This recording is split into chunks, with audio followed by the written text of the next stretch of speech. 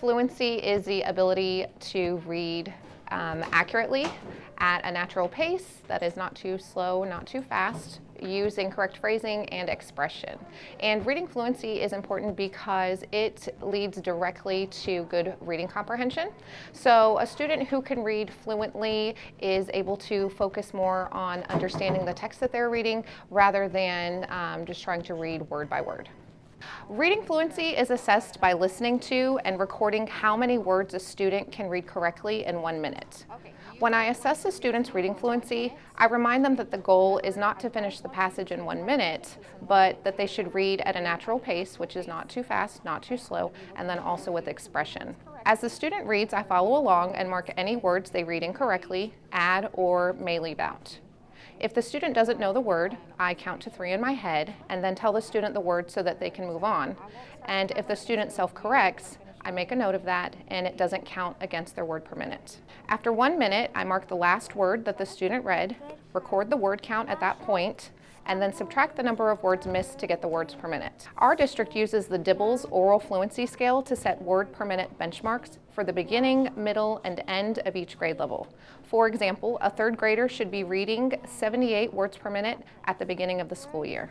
There are many ways to teach reading fluency to students.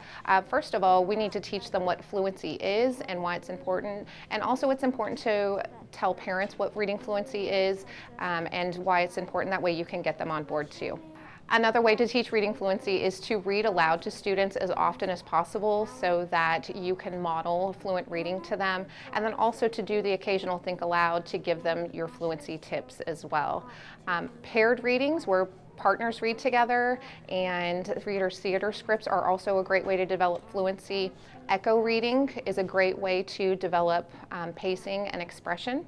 Choral reading, where everyone reads together at the same time, is also another good way to develop natural pacing and also to practice expression. Another way is to do repeated readings. So a student might begin a passage on one day and then practice it throughout the week and also keep track of how many words they're gaining each time.